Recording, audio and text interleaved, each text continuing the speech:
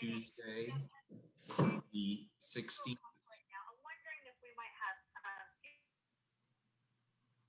Sorry? Was somebody saying something?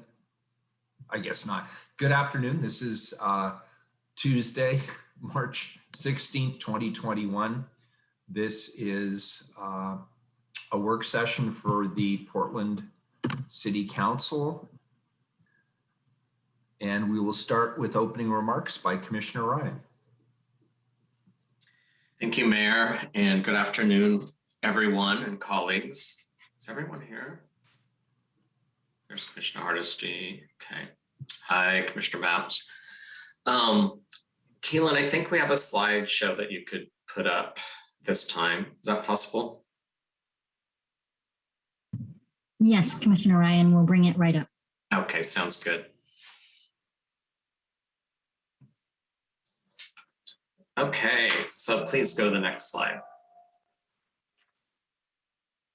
So I'm delighted to welcome everybody into the virtual City Hall room as we have a conversation about two bureaus, the Portland Housing Bureau and the Joint Office for Houseless Services. I wanted to go ahead and just begin by framing this a bit. While both the Joint Office and the Housing Bureau share a common goal of ending houselessness, the responsibilities of each agency differ, and the agencies, thankfully, collaborate extensively to reach that shared goal. The Joint Office invests in programs and services, and the Housing Bureau supports the preservation of affordable housing to prevent that displacement. This graphic does a good job of showing that. They come together to create housing stability. Go to the next slide, and it gives you a little more detail on the services that each Bureau provides. That allows you to go a little bit deeper. I don't need to read to you, but you can see that under houseless services, you see those direct programs, as well as under housing. And then again, how they come together. We have really experienced that extensively during the response to COVID. Okay, well, let's go to the next slide. I like to bring this up because it's a reminder that before we go any further, just to level us for a bit, especially on the houselessness crisis, to remind everyone that it's not just housing, but it's a complex three-legged stool. And so ideally, we have services working seamlessly and in tandem with each of our houseless residents, if you will, or those that are vulnerable to being houseless, to focus on housing, to focus on health, which includes, of course, mental health and addiction services, and then self-sufficiency, which gets at those infrastructures that allow us to actually be of service to others and to move forward in life. And ideally, again, a person would be moving along this continuum somewhat in a pace that's aligned. It's a messy world, and that doesn't always work. But although all of us know that housing first is a very good goal. However, we know, and that's why it's so exciting with the support from the voters for the Here Together measure, that we can look on building that three-legged stool with a more systemic approach. And we're doing that with our partners at the county. So I just wanted to have this slide to show that complexity. And today, however, we are going to focus and drill into a lot on the first part of that three-legged stool, housing. And I'm going to have, we would like to bring to the dais Director Mark Jolin from the Joint Office. Mark has the distinction of reporting to both the city and the county, imagine that, and does it with a lot of grace and knits together a lot of moving parts. And then after that, he'll turn it over to Director Shannon Callahan of the Portland Housing Bureau. And then Mark will come back and give us some information on how we're moving forward on those generous investments that came from the public that will start to expand starting in July with the Here Together measure that Metro put on the ballot last May. So I'm delighted to turn this over to you, Mark Jolin. Thanks for being here. And next slide. Thank you, Commissioner Ryan, Mayor, City Council members, and budget advisors. For the record, my name is Mark Joel, and I'm the Director of the Joint Office of Homeless Services for Multnomah County and the City of Portland. So it's a pleasure to be here. I did have the great opportunity to provide quite a bit of information last week to all of you, so I'll try not to repeat that and to shift the focus more specifically to budget and to move relatively quickly through this to preserve as much time for conversation as we can. Next slide, please. As we did talk about last week, we come into this next budget year facing tremendous headwinds, structural drivers that present huge obstacles to ending homelessness in the housing market, the job market, in the area of federal benefit levels, and then of course the ongoing institutional racism across sectors that make the challenges most pronounced for communities of color.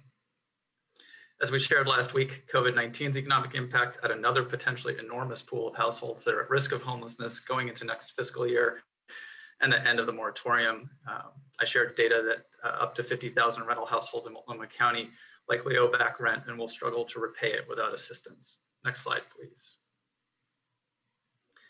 Looking at current unmet need, there are well over 4,000 adults on our coordinated access list for housing right now. More than half of those are chronically homeless. And we have more than 1,000 families on the coordinated access list for families as well. We know that in FY20, we had over 5,000 people access homeless services for the first time in 2 years, one measure of inflow. And while this number was down slightly from 2019 and significantly from 2018 when it was over 7,000, it's still a number that nearly matches the total number of people who we were able to help exit homelessness during the same period of time.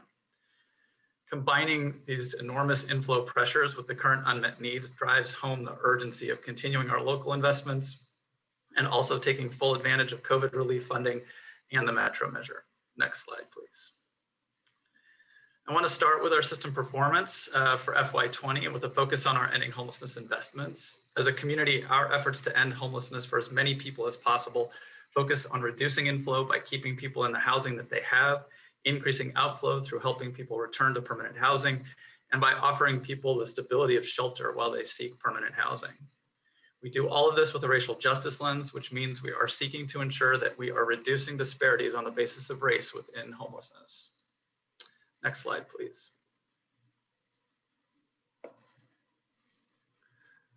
The budget for fiscal year FY20 was relatively unchanged from the prior year. And we had 1 quarter of COVID-19 impacts. So we felt positively about seeing a small overall increase in the total number of people who were placed and retained in housing in FY20. Overall, we also saw continued progress towards addressing racial disparities, with fully 60% of those who were placed and retained in housing identifying as BIPOC. Next slide. Last week, Commissioner Hardesty asked for a further disaggregation of placements by race, and here we see an overall breakdown showing that placements continue to be at or above each community's corresponding rate in the homeless population. I'll also be able to email out after this briefing a detailed chart showing placement rates by more specific racial and ethnic breakdowns and by household type. Next slide, please. Here we see our performance over time with the adult population. And what I want to draw attention to here is that we are serving people with disabling conditions and older people at rates higher than they appear in the population as a whole. This aligns with our Home for Everyone population priority focus. And I also want to recognize that we need to do a better job of serving BIPOC households in the adult population, which is why the county made an initial investment last year of an additional $1 million in culturally specific services focused on adults, and why the focus on communities of color in the Metro measure is so critically important. Next slide, please. With families, we see an upward trend in people served as well, and we see services focused on BIPOC and people with disabilities at higher rates than in the population, with fully 74% of the people served identifying as BIPOC, and in part because we have worked closely with the Portland Housing Bureau on expanding permanent supportive housing for families, we also see a higher rate of people with disabling conditions in families receiving housing supports. Next slide, please.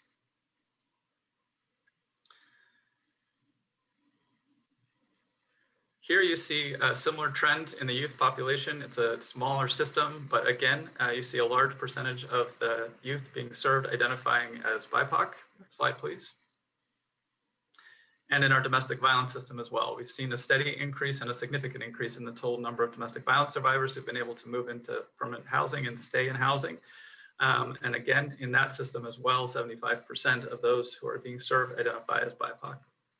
Next slide, please. Finally, you see here a slide that we shared last week reporting on an increase over time in the number of people served in PSH. That increase is important, but it doesn't nearly match the rapid increase in people who identify as chronically homeless adults in our community. As you recall from last year, that number grew by 37% over a 2-year period between 2017 and 2019. That makes our PSH partnership with PHB and the focus on chronic homelessness in the Metro measure that much more critical. Next slide, please. Shifting now to our budget, we were not asked to take a budget constraint this year, and we were invited to re-request the significant amount of city one-time funding that is in our base budget. What I'm going to share here is our combined city-county base proposed budget. We have separate COVID-19 budget that does not rely on city or county general fund, which I'll describe later. And at the end of this presentation, I'll have more information about the county requested Metro measure budget. Next slide, please. We develop our budget in alignment with the core values of a home for everyone and through an extensive engagement process with the hundreds of people that are part of the Home for Everyone process. We use work groups, surveys, and the coordinating board to develop priorities that have guided our core investments over the last several years. Next slide, please. As we discussed last week, the Joint Office has several core functions that we serve, and this year we've added oversight of the implementation of our COVID-19 response, including directly operating hundreds of beds of shelter and rooms in motels. And going forward, the Joint Office will oversee Multnomah County's implementation of the Metro measure. That said, the majority of our work continues to be developing, overseeing, and contracting funds to multiple population-specific systems of care that are made up of about 40 nonprofits that deliver a continuum of services in each of those systems.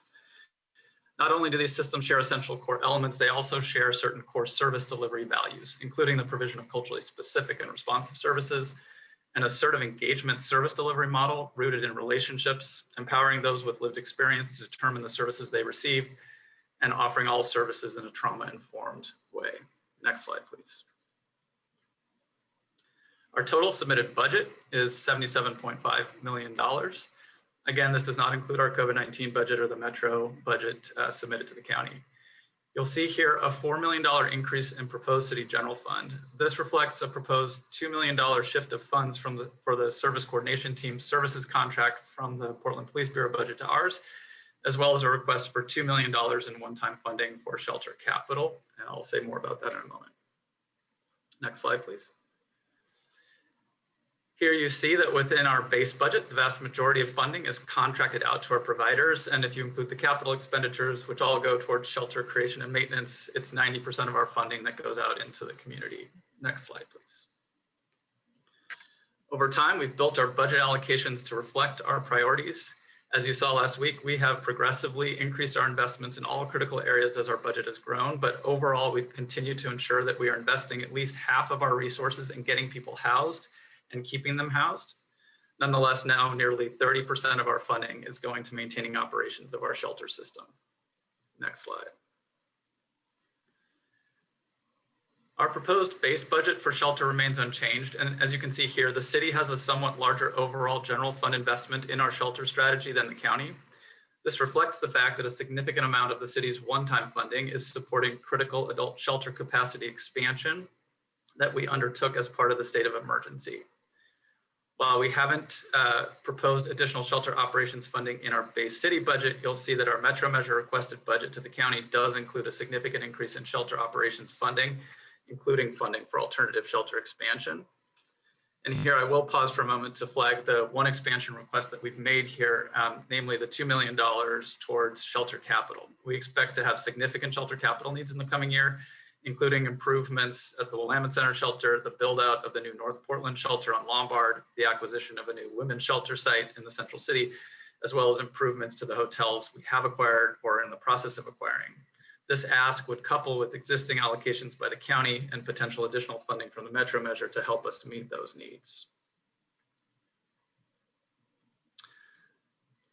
Next slide, please. You saw this slide and the next one last week, and let's go ahead and go to the next slide. Good. Next slide, please. But I did want to reshare. One question from Commissioner Hardesty right here. Thank you. I don't want to slow you down, but I did have a question about the overall budget. What's the percentage of the overall budget that's serving people who are living on the street today? So, Commissioner, the principal service that we are, delivering to folks who are on the street today is the outreach. We have about 45 outreach workers that we fund. I'm not sure what the percentage of the total budget that is. We do have in our COVID budget another $500,000 to do expanded supplies out and survival supplies out to folks next year. But all of the shelter operations and all of the work that we do to house folks is geared towards serving those folks who are sleeping outside and need a place to go. And so, our focus on creating shelter spaces, alternatives for people to being outside, and then, moving folks either out of shelter or out of encampments and back into permanent housing. To my mind, all of that is about providing supports to people who are otherwise going to be outside. So the outreach is there. We fund day center spaces at Join and transition projects. So it depends on how you think about it, but beyond the outreach and the survival gear services and some of those day spaces, those are sort of the core things that we're delivering to folks beyond shelter who are outside right now. I would love to have real numbers about the investment, right? Because you have to do both, right? We've had this conversation as long as I've been here, right? We got to do both. Yep. And based on the budget that you showed, if I would say that thousands of people on our street are not served well by this proposal. And so would you, Commissioner, be thinking along the lines of more hygiene services? Because we are, for example, in our Metro budget proposal, recommending a significant investment in alternative shelter strategies, continuing outdoor shelter options, expanding those, things like Safe Park. So are those the kinds of things that you have in mind, just so I'm clear? Yes, those are exactly the kind of things. I didn't see it reflected, so I was a little worried that we weren't talking about how we're going to provide services for folks who are living outside. I mean, I know we're trying to do all we can to bring people inside, but we don't have enough places that people can afford to live in that are inside today. So until then, I was just concerned based on your budget. I didn't see that reflected. Yeah, I appreciate that, Commissioner. So this is very much kind of the base city county general fund budget. The Metro measure, especially in the COVID response, you'll see we're proposing, recommending expanded investments in outreach to folks in encampments, expanded supports around basic survival services for folks, and that expanded alternative shelter approach. So all of those things, are in our recommended budget to the county.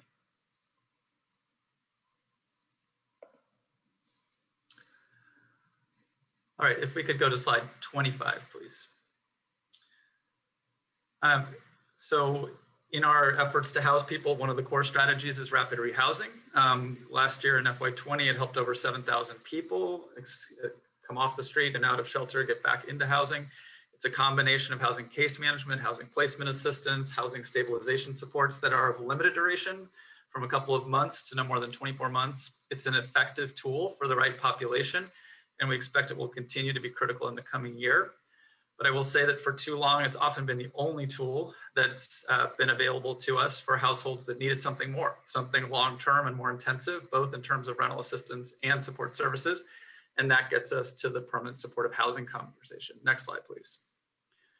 We'll talk more about this in depth, but here is how the city and county investments break down in our budget. The city's heavier investment here reflects the legacy of the city's priority on homeless adults and the need for supportive housing in that population.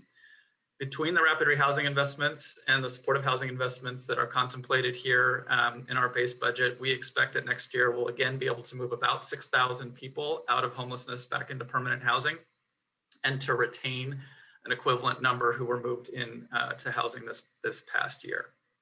Next slide, please.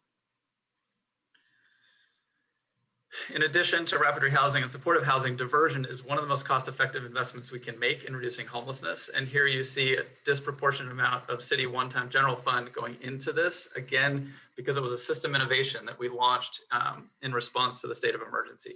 These are funds used to help someone avoid the need for shelter by diverting them to a better alternative, whether they're exiting a hospital or find themselves stranded here and needing transportation assistance to get to a housing opportunity in another city. Last year, the diversions cost us an average of $1,500 a person, less than the cost of 2 months in a shelter bed. And we project a similar number of diversions in the coming year. Next slide, please. And then finally, we do make investments in employment and income acquisition. It's not an area where we invest a lot of general fund because there are mainstream systems that provide for those, but we do make important strategic investments in this area in order to better leverage those mainstream resources. In the area of employment, we align rental assistance with people who are in job training programs so that they're able to successfully complete those programs and obtain living wage jobs. And we help hundreds of people every year. And by we, I mean the programs and among nonprofits that we fund who are living with long-term and severe disabling conditions. They're assisted to apply for supplemental security income, an investment that pays off many-fold in long-term cash benefits for those who apply successfully. And then finally, next slide, please. We have requested, as I said, a continuation of the current one-time funding in our budget. Here's how that funding breaks down in terms of the impact that it currently has. It's supporting 270 beds of 24/7 year-round adult shelter and the equivalent of about 850 people diverted from homelessness and placed and retained in housing across multiple systems. It represents about 19% of our budget, city general fund budget, and we are requesting that council continue this critical funding. With that, I will turn it over to Shannon. Thank you, Mark. Next slide, please, Keelan.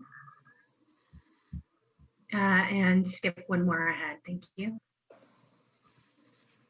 So the Housing Bureau supports the development and preservation of affordable rental and home ownership housing to prevent displacement and to increase opportunities for people of all income levels to live in Portland. And we work to end homelessness with our collaboration with the Joint Office. Next slide, please. Of our nearly $200 million budget proposed in 2021, the largest source of our budget this year will be the Portland Housing Bond, followed by tax increment financing.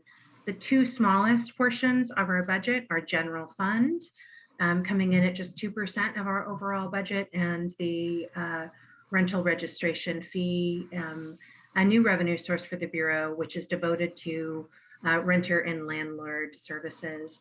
I will note that the Housing Bureau is subject to a cut package this year, though I'm not going to delve deeper into that during the presentation. And next slide, please. As to our spending, the majority of our budget is devoted to the creation of new affordable housing. Compliance, all our business services, policy, communications is the next largest part of our budget, followed by our home ownership support programs, rental services, and then within an IGA that we maintain with Prosper Portland, we provide CDBG resources, which is a federal funding source for economic opportunity. Next slide, please. Our forecasted revenues for the Housing Bureau show declining revenues. This is largely due to from TIF resources. By 2026, the Housing Bureau is projected to be a much smaller agency with resources of approximately $25 million a year. This is due to the TIF cliff, tax increment financing cliff that has been expected for some time. And those resources, which have normally been devoted to the Housing Bureau and Prosper Portland, will return to the city and other jurisdictions' general fund.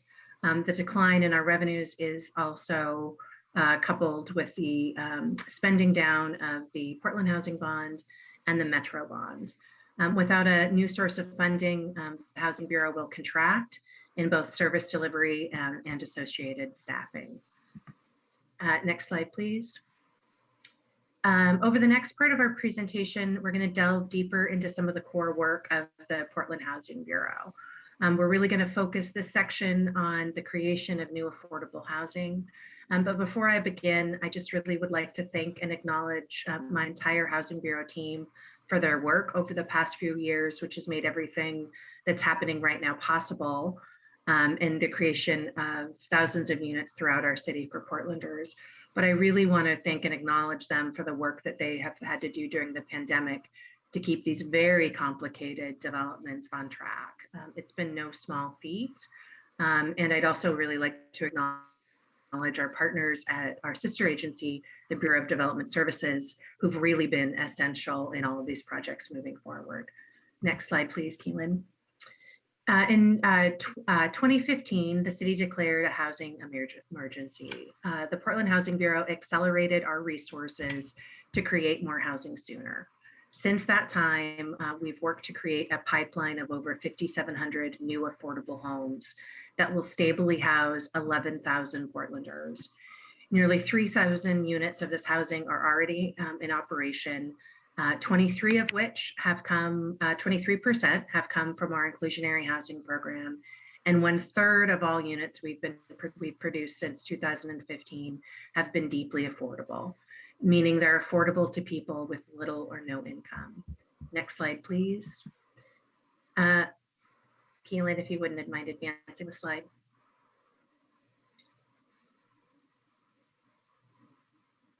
So the slide you're about to see in a moment is actually, one slide back, Keelan, please, is actually the representation of all of the developments that are being funded in the proposed budget.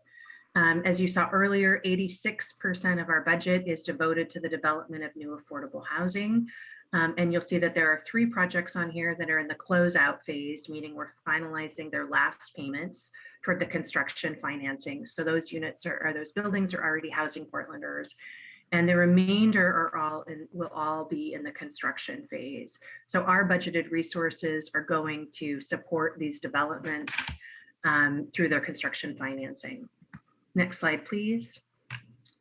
In 2017, we started work on the first voter-approved funding for affordable housing in Oregon. We're well on track to exceed our goals with more than 1,400 affordable units located throughout our city and 300 units of supportive housing. With the resources, we purchased 2 existing buildings, committed to develop 9 new developments, 3 of which are already under construction, and the other 6 are all on track to start construction this year. As those projects reach construction milestones, we're preparing with our bond oversight committee to deploy the remainder of the Portland Housing Bureau funds. Portland Housing Bond funds. Next slide, please. The Metro Regional Bond also provided us new resources, courtesy of voters in 3 counties. We've made substantial progress on those goals with 2 projects already under construction and early progress on supportive housing. To prioritize the creation of supportive housing, we completed an RFQ process over the fall to make contingent awards to 4 developments that will be seeking state funding for services and rent assistance. We're also planning to release a larger solicitation this spring of about $80 million with a combination of Metro, tax increment financing, and supportive housing service dollars from the joint office. Next slide, please, Keelan.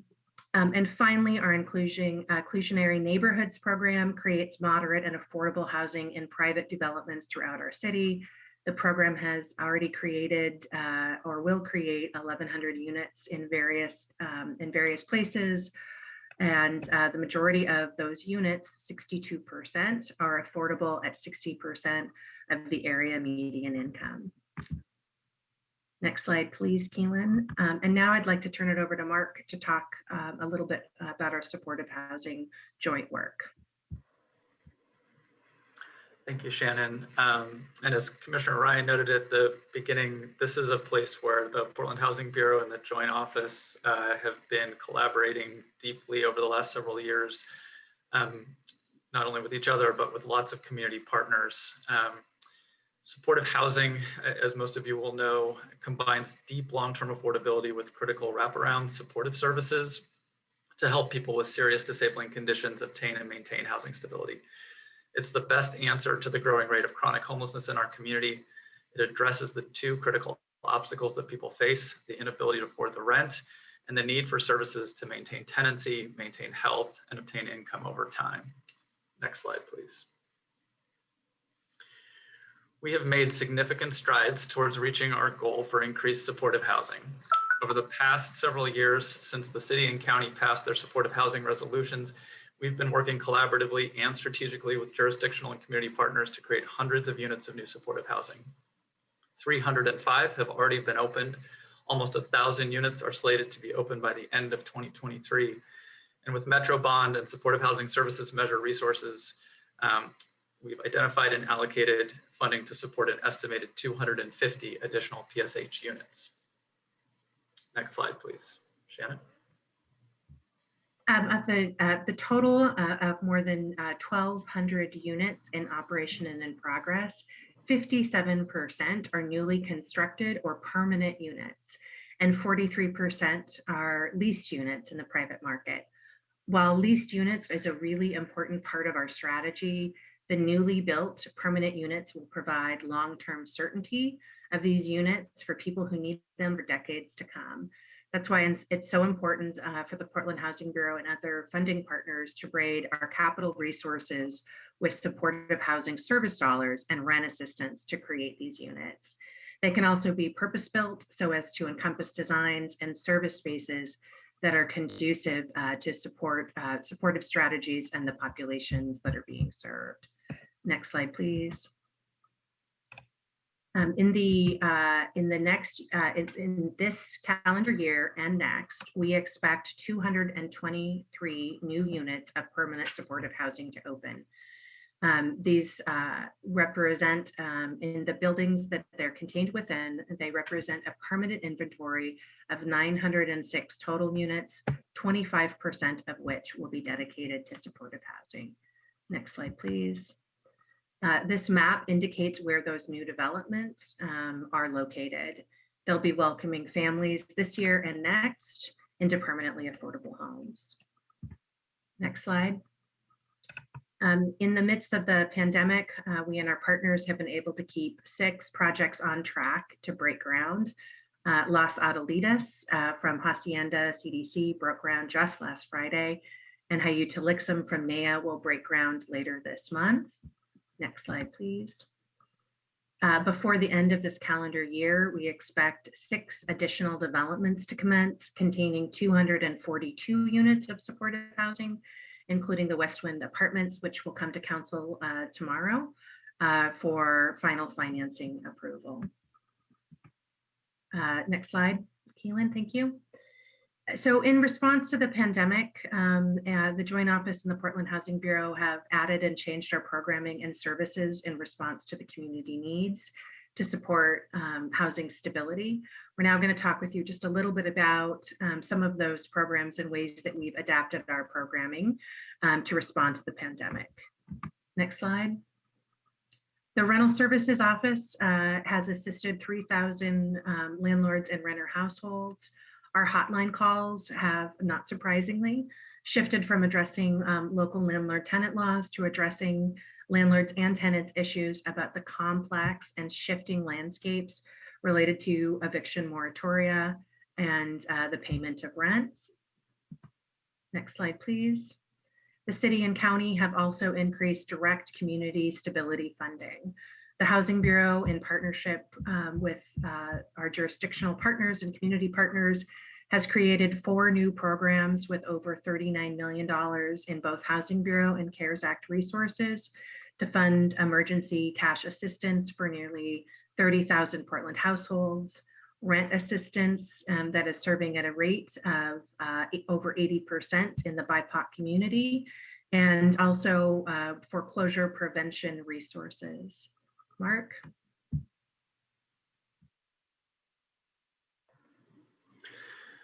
So in addition to partnering with the Housing Bureau on some of the rent relief work in the community, the Joint Office has spent the last year in response to COVID reconfiguring our shelter system, especially our congregate shelter system. We're now running 6 new non-congregate motel shelter sites in addition to operating and actually staffing 2 voluntary isolation motels with 120 rooms for people who are sick with COVID-19. We work closely with our providers in the community to ensure that people experiencing homelessness had access to the last round of stimulus checks, and with PHB to help get cash assistance out to folks in shelter and on the streets. We've been operating our supply center and have worked with more than 90 different organizations to get tens of thousands of pieces of survival gear and PPE and water and food out to the community. And we've made really significant financial investments in our safety net providers, including providing incentive pay for shelter workers who've remained on the job, supporting people despite the known risks of working in shelter settings right now. In our requested budget to the county, we propose to continue all of this programming at least through the remainder of the calendar year as we work with the health department and others to help our community of unhoused people get access to the vaccine. Next slide.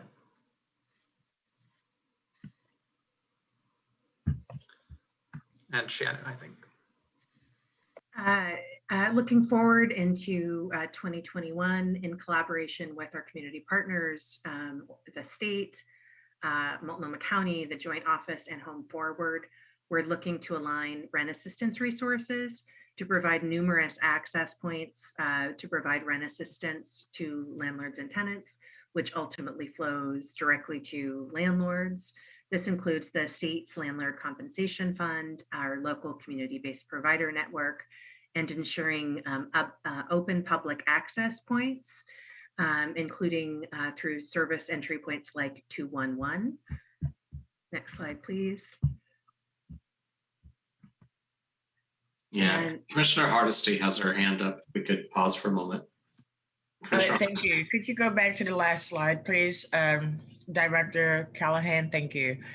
So what we know, the last time we failed miserably in making limited resources available to very low income people. We set up a system whereby the money was gone in 15 minutes. We told people that 211 would give them information. And in fact, people got a machine and it was not effective. What are we going to do different this time? Because I am very concerned that only people with access to the internet, only people who have newspapers or access to media and know that these funds will be available will jump to the front of the line. And once again, so many of our community members will hear about it after they read the article that it all went away in 15 minutes or 20 minutes or an hour. So Commissioner, if I might, I think you may be referring to the Emergency Household Assistance Program, which was the card program, which provided household assistance to and a dollar amount of $500 per household. So we went through a variety of different ways to deploy those resources. There were approximately 30,000 cards available. The majority of those cards were actually allocated through our community-based provider network.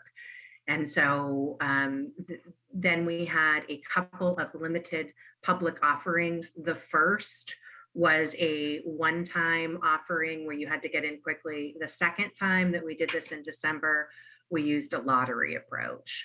And so we opened the service window for about 3 hours and received 75,000 applications for approximately 2,000 cards. But I do, and I'm happy to share very specific data with you, but the majority of those cards actually went out through our community-based partners. We chose to use the public offering to try to frankly provide a safety valve to our CBO partners, community-based partners who weren't able to take referrals. And then we also, with actually the Joint Office, distributed 4,000 of those cards through street outreach workers to people who were in shelters and on the street. So it was a multi-prong approach. The attention has really been on the public offering, but that was a very, very limited portion of the funds that we did get out. But I agreed that the first come, first serve model is not equitable. And happy to follow up with you in writing from our team with more details on that, if that would be acceptable. Yeah, and I guess I didn't mean to imply that the city alone was at fault at that. I think if you are a member of the public, what you saw were these opportunities for assistance that people are desperate for and how quickly they disappeared. Right? So, collectively, as a system of government, I think we did not do a good job of thinking through how people could access a whole host of piles of resources, right? We may have done better in some areas than some other governments did, but I would say as a whole, the information that we give to the public wasn't sufficient for a broad enough swath of the public to have access to those limited resources. And so it just feels like 15 minutes, it's gone. And then people are left with what? What do we do now?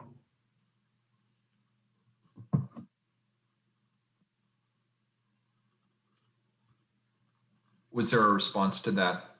Oh, I'm sorry, I was waiting because I noticed that our back member had her hand up. So I'm happy to provide a more detailed written response to Commissioner Hardesty, but I think, and Commissioner, I don't know if you expected me to respond more broadly than that. I just hope that we're taking that into account as we start thinking about how we're going to utilize the new resources that we have from the federal government. And I hope that somebody's done some analysis of what's failed and how to make sure that that doesn't fail a second time. I would agree with you, Commissioner. And yes, we're doing a lot of work to try to figure out how we can do a better job this time. Right. Jump in, Frida.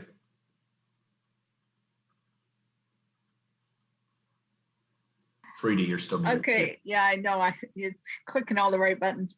I just wanted to follow up with that. Actually, in support of the Housing Bureau, East Portland Action Plan Housing Subcommittee worked with the Housing Bureau giving input, and we have a significant amount of those low-income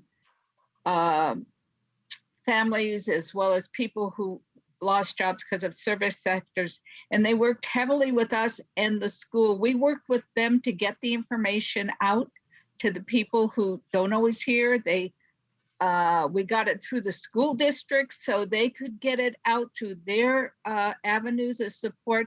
So I think there was more done than people realize, and their expansion of the different ethnic organizations also helped in that way. But we worked toward getting the information to people who weren't connected with an organization to help the information out. So the Bureau's been really collaborative with us in East Portland to try to get info to those families and community members. You know, I think, Frida, you reinforced my point because what I know is most people are not connected to an agency or an organization. And so if we are limiting our outreach to folks who are, because they have a connection to a community-based organization, and all I'm just saying is that as we get ready to do this again, what I know is that there were a lot of concerns that the resources disappeared quickly. And I just very aggressive. Okay, I got it, Jim. I mean, that's. Could whoever is on the phone please mute? I agree. Yes, I agree. I would like to. Seriously, folks, we're hearing somebody's personal phone conversation. Please mute if you're not talking.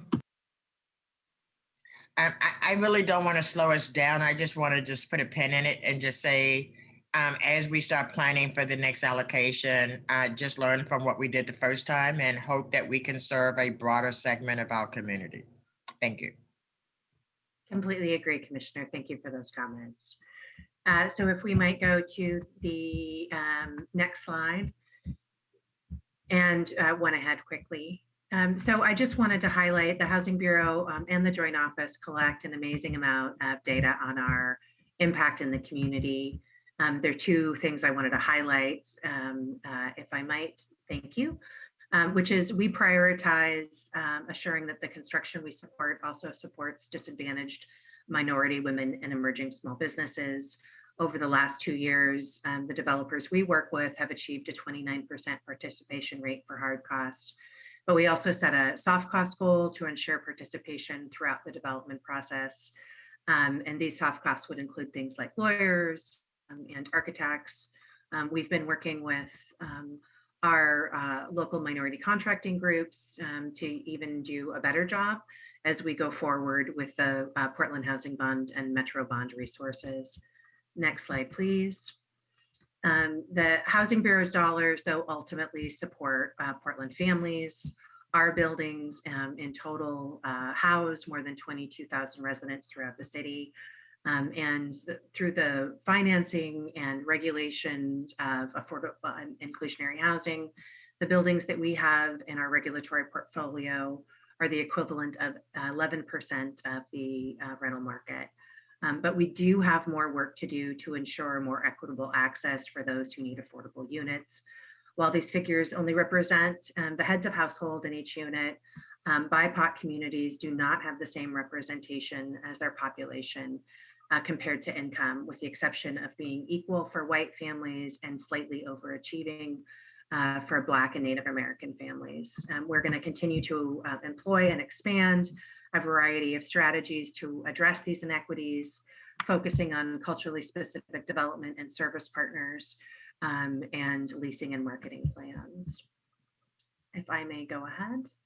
And I just wanted to highlight a specific budget proposal briefly from the Portland Housing Bureau. Keelan, if you'd go ahead 2 slides. Our budget proposal seeks to improve access for households through the North and Northeast preference policy. You can see the units and housing that have already been developed under that policy here. Next slide, please. What we're asking for is dedicated ongoing resources to continue to implement the policy. The dedication of resources would allow us to improve access to housing units for the community and to expand the policy to buildings not funded by interstate tax increment finance resources, including bond-funded buildings and buildings outside the interstate tax increment financing geography that voluntarily request to use the policy. So with that, I'd like to turn it over to my colleague, Mark Jolin. And next slide, please, Keelan.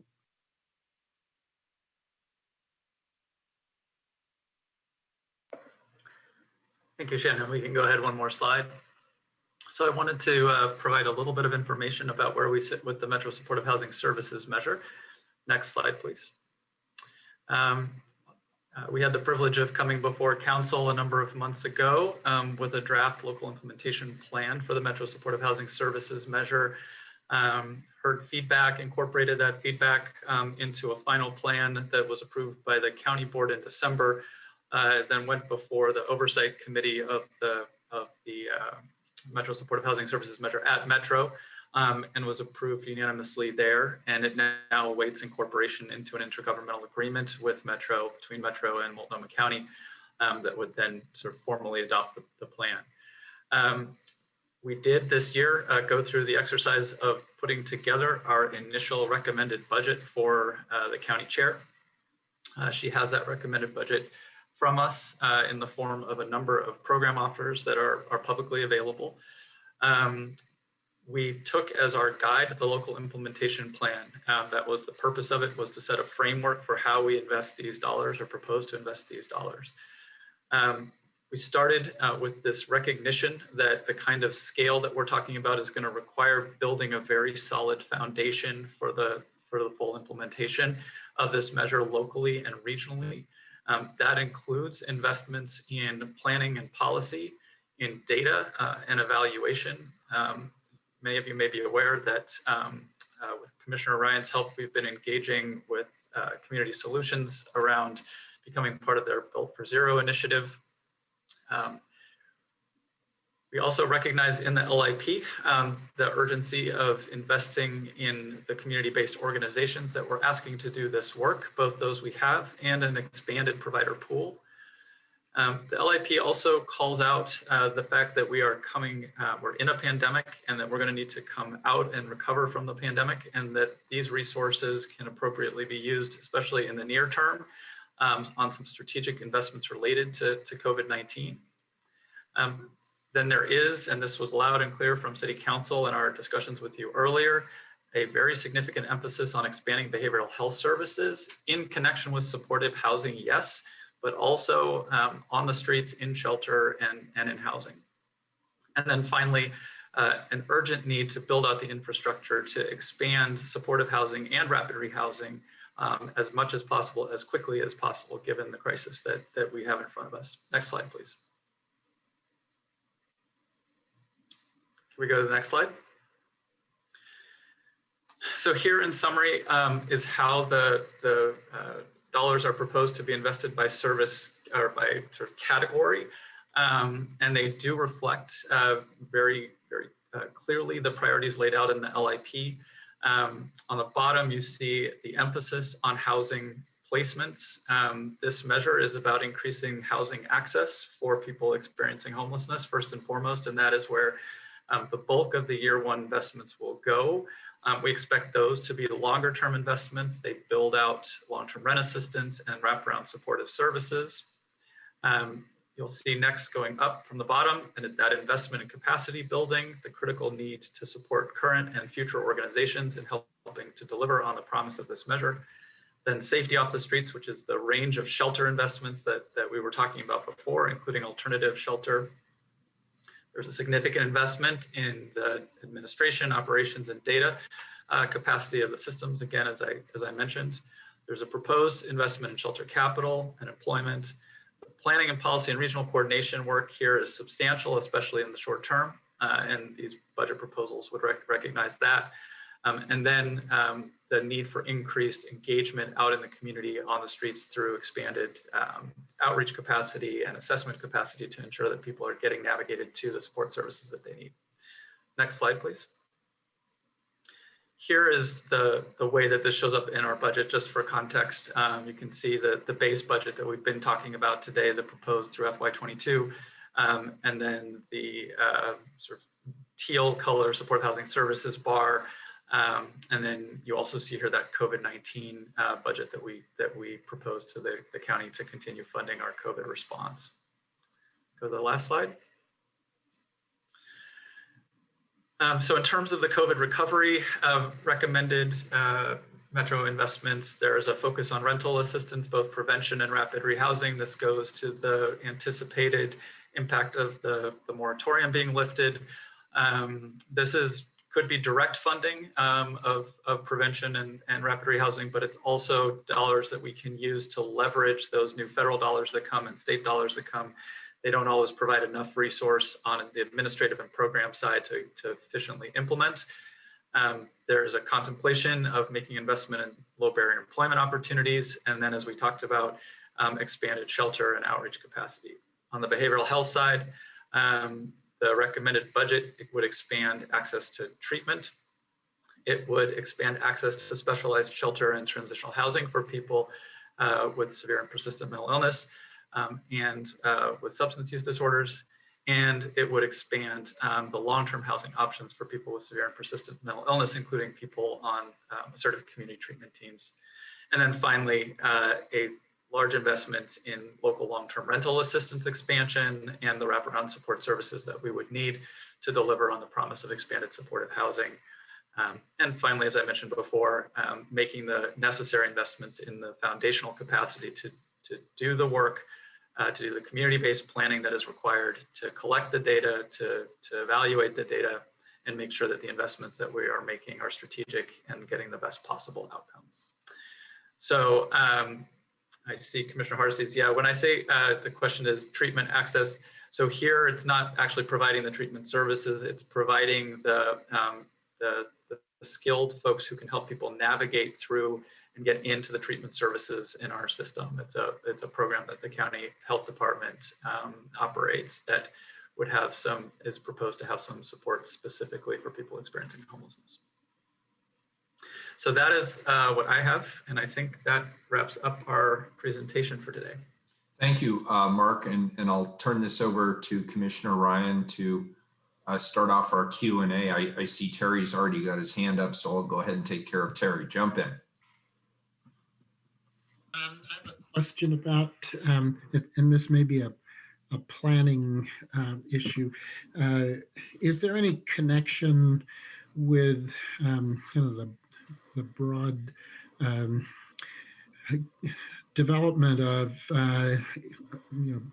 rental units in people's basements and garages that we see happening all over the city. And it seems like a resource to think about having access to. And I don't know whether there's any formal connection. I know that there's a planning process with the city that you have to go through to do that. But an awful lot of those units are not ever inspected. So there's a mix, and I wonder if there's a way to, or is there a process that facilitates that development of that resource, makes it easier for people to do it, but has some requirements of providing shelter or lower cost rents.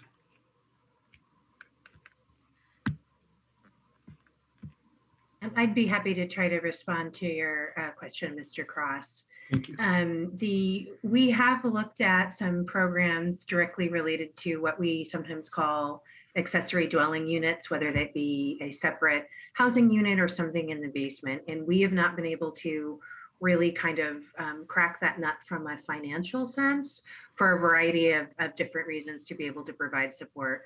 Some of which is basements are actually a lot more complicated when you get in there. It's not just upgrading the basement, but you've got a lot of other issues. It is something that some of our community partners have been working on, and especially to expand rental inventory. In particular, I can think of some partnerships in the Cully neighborhood with Living Cully and Hacienda, but as the bonuses have increased, or the ability to do that type of development, it'll be something that we'll be wanting to have more conversations about with our partners. So thank you for that question, and I hope it answered a little bit of what you were looking for. Yeah, great, thank you. It may be more of a tax credit issue, or some way to handle it on the other on the revenue side rather than on the expense side. I'm not sure. Could I ask a question here, Mark? You, in response to Commissioner Hardesty's question, had mentioned the navigation capacity, and I noticed in one of your prior slides, navigation only represents, I think, $2.3 million out of those proposed resources. What kind of capacity are you actually suggesting with regard to navigation? Well, so I think there's some work to do in terms of how best to deploy that resource. I think what we recognize is that we have a lot more, larger encampments right now throughout the community. We all are working on this together, and that we need to expand our ability to reach the folks in those encampments and help them connect to the necessary resources that are in the system. The reason it isn't a larger, from my perspective, the reason it isn't a larger kind of initial investment is that we do have a lot of outreach capacity in our community right now. And the challenge is that there aren't enough places to help sort of navigate people to. And so on balance, while I think we do need an increase, at least we've recommended an increase in the people who can be out in the encampments and supporting folks with navigation services. Most of the investment here is on those places that people can navigate to, whether that is additional shelter capacity or housing opportunities for those same folks. So that's kind of how it's structured, at least in this initial round. I think there's more conversation to be had. I think it's important to sort of see this Metro measure, especially this first year, as an iterative process, right? One, the amount of resource coming to us this first year is somewhere in the neighborhood of half of what we expect it ultimately to be. And we've committed in the LIP to focusing on the things that are clearly aligned with year one, and then continuing to have our community conversations around what additional investments we need to make or how we need to modify the investments over time. So I do think just in terms of FTE, that's a significant number of additional people to do outreach. And then there's work to do, Mayor, to figure out exactly how best to deploy that capacity. Great. And let me ask you an unfair question before I go to Frida and then Commissioner Hardesty. My unfair question is this. As I go out there and I talk to people in the community about what they should expect to see going forward, what's your vision for the circumstances ahead? One vision I hear is a somewhat dystopian vision, and that is that once the eviction moratorium ends, potentially as many as 40,000 people could be at risk of losing their housing. If that vision holds true, that would suggest that we need a much broader and quicker response towards emergency shelter or alternative campsites or anything other than people just being thrown out onto the sidewalk. What's your vision? Where do you, as you're advising all of us as the expert, what are you seeing over the course of the next year in terms of the trends and what we should expect on the streets of our city? And what improvements do you see as a result of this budget request being adopted by this council?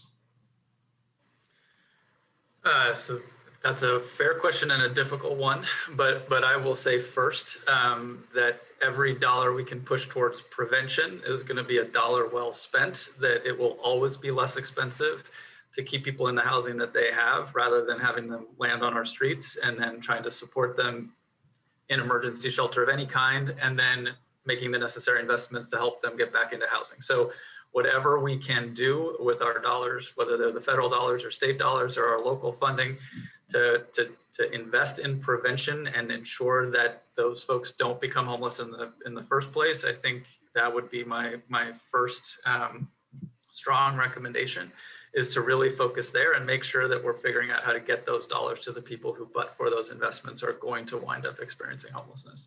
Thank you. So that's the place to start. And then, Mary, you're right that we're going to need additional capacity in our shelter system. There are going to be a couple of ways to do that, and I think that this budget, this recommended budget around the Metro measure, pursues them both. One is to expand the number of spaces that are available in our community and the range of types, right? So talking about Safe Park and talking about villages and more congregate space. And at the same time, we can expand shelter capacity by moving people out of the beds that we right now have and into housing and freeing those beds up, whether that's in a village setting or whether that's in C3PO or one of our congregate sites or one of our high-risk motels. And what you will see here is a large investment in moving people out of shelter and into housing. And every time we do that, we add a bed for somebody who right now is outside or for somebody who could become homeless by virtue of what's going on with COVID-19. So I think we've got to have all of those strategies moving simultaneously and as aggressively as we can. The prevention side, the addition of capacity, and the creation of capacity by moving people into housing, taking advantage of the fact that we can connect people who even today have services but don't have the rent assistance that they need to get into housing. We can connect them with that rent assistance and move hundreds and hundreds of people out of homelessness back into housing with this on top of our base capacity that we've been talking about today. So I think, that has to be, from my perspective, our approach, and this budget aligns with that. Okay, and I know I sound like a tired saw, but I just want to put out on the record again my concern that we are in an emergency crisis situation, that the inflow of people onto the streets potentially could swamp the resources we have available for inside shelter or other transitional housing options, because those take time, sometimes years to establish. And I just need us to be prepared for the possibility that we could have thousands more people on our streets in a relatively quick period of time, which would require us to move quickly to create an emergency response with access to hygiene and showers, potentially laundry, navigation to other services. And I just want to make sure that we're quick enough and flexible enough that we can actually do that if we need to do that, because I'm of the opinion that we should be doing that. And I know not everybody agrees with me on that. I've described this as a FEMA-like approach to getting people as quickly and humanely off the streets as possible. I really hope that in this process, we reserve the possibility to do that, because I think it will be necessary. With that, I'll move on to Frida, then Commissioner Hardesty, then Kevin. A couple of questions related, and it's more the metro measure. But number one, on the supportive housing units that will be added because of the metro measured, you talk about the facilities or projects being built. Are you also looking at ones that are currently affordable units, whether it's Rose, Human Solutions, Central City Concern? They often, one of their needs in their current project is more support for the 30% AMI and below in that they could really use. And those are the people, they're already, if they're hanging on in an affordable unit at 60% their rent burden. So I'm just curious if you're expanding some of those in that particular area. And then my other question has to do with the public's expectation on that measure is I think the support was there because there was such a visual of the tents on the street. And I know the focus being on the coordinating board is to look at BIPOC communities, but so often the ones we're seeing on the street happen to be white individuals. So how are you going to manage to move so that visual isn't there, so that if there is a need to extend this, there will still be support because people see results? And my last question has to do with budget cuts, but I'm not sure if that's Jessica's going to get to that later. So thank you for those questions, Frida. So with respect to buying down rents for folks who are rent burdened, there is a discussion about the portion of this measure. It's about 25% of the resources that can go to folks who are not chronically homeless or at imminent risk of chronic homelessness. And I think that allocation of resources does give us the opportunity to look at long-term rent buy downs for people who are severely rent burdened and who, but for some kind of rent assistance, will likely lose their housing. It also allows us to do what I would call enhanced resident services. So a lot of affordable housing buildings will have someone on site who does sort of light touch support for residents, help them stabilize in their housing. And we know that there's, some of our nonprofit providers are talking to us now about the need for a higher level of support services, even if it's not permanent supportive housing, some level of additional investment that keeps those households stable and heads off the loss of tenancy. So those are both things that we can do with this measure and that are part of the conversations we're having with our systems. With respect to your second question, so the measure commits to prioritizing the reduction of chronic homelessness in our community, right? And within that says that it is our priority to reduce the overrepresentation of communities of color who are experiencing chronic homelessness. And so, that does not mean that people who are white and experiencing chronic homelessness don't get served. But what it does mean is that we recognize the investments that we need to make to address the fact that Native Americans are so dramatically overrepresented, for example, in the chronic population, that the fastest rate of growth within chronic homelessness was in the African American population. So it's a both and. Yes, we realize that the expectation, and we know that we are committed to reducing chronic homelessness in our community, and that means reducing the number of people who are sleeping outside and sleeping in tents. And at the same time as we do that, we are working to ensure that people of color who are experiencing chronic homelessness are getting access to these resources and succeeding in transitions out of off the streets. So the two things, to my mind, are perfectly aligned. They don't actually stand in tension with each other. Thank you. Commissioner Hardesty. Mark, thank you, Mayor. Mark, I wanted to ask, I know that during the summer, the service providers were addressing the issue of the low-paid workers that are the frontline workers that have been in the shelters for the last year and are sleeping in their cars because they can't afford gas to go to and back home. I want to know if the budget that you propose actually reflects an increase in the pay wage for those frontline workers, and if so, what is it? And how do we make sure that that our system is addressing the fact that these folks that are working directly with our most vulnerable people are making $10, $12 an hour, where they can't afford to live anywhere close to where they work.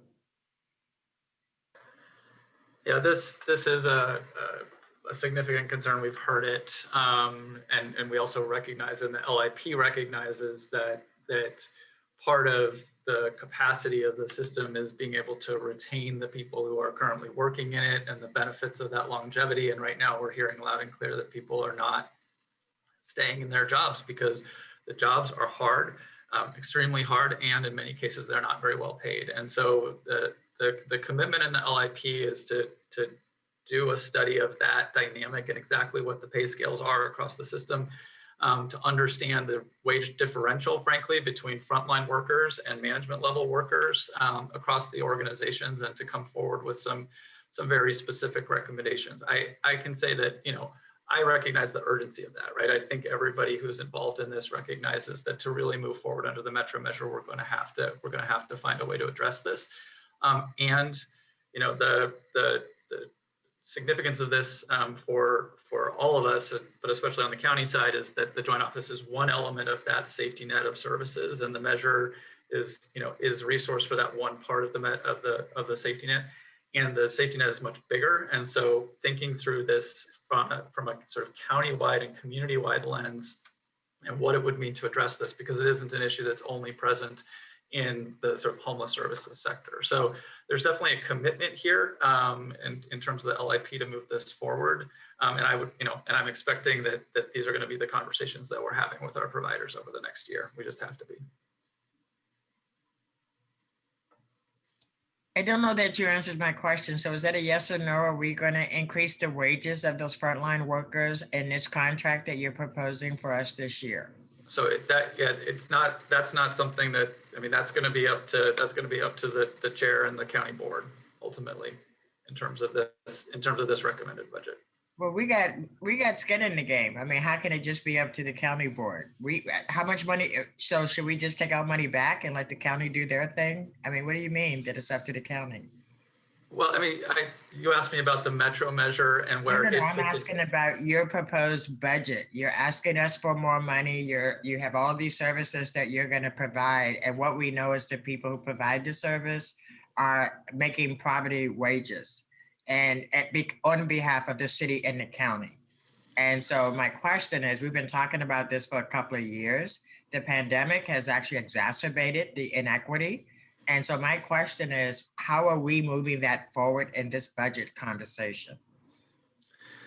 Yeah, so on the city side budget right now, the budget proposal contains the cost of living adjustment that the city has approved, and it does not reduce services in order to bolster wages. That isn't part of the city budget proposal that we've submitted to you.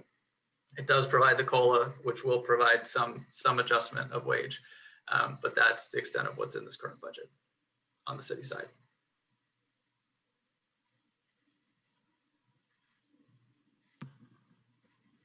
Commissioner Hardesty, did you have a follow-up to that? You're muted, Commissioner. Thank you, Mayor. I think maybe my follow-up is to you. We can't pretend that we have not actually put severe pressure on the system that provides this frontline service. And I know you met with the housing providers earlier, late last year, and they were really clear that they had an expectation that as we passed our next budget, that we would start the process of increasing their wages so that they were making a living wage for working with our most vulnerable people. And if we're asking for more money and we have other money coming in and that's not part of the conversation, I'm a bit disappointed that we have to wait for the county to decide whether that's a good thing to do. I don't think we need to wait for the county. So my question is to my colleagues. I don't think it's appropriate for us to continue to balance our budget on the back of poor people. And if these people are providing frontline services, they've asked us specifically to do something different, I'm just surprised that we're not responding to that.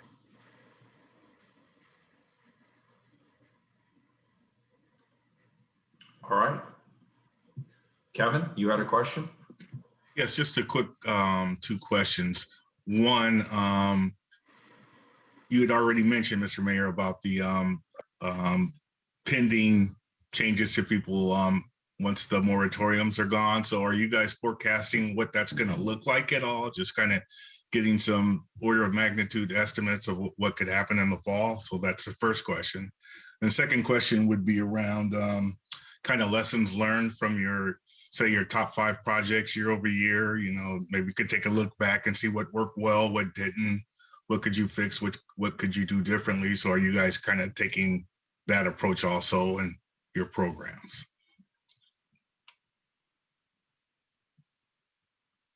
Did you hear me?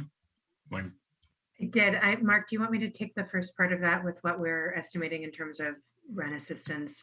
So the best estimates we have, and there's different estimates out from a variety of different sources, but what the data that we're getting is actually from the landlord community to try to determine the amount of people that are in rent arrears. And so the estimates right now are somewhere between 15 to 19,000 households in Multnomah County in rent arrears.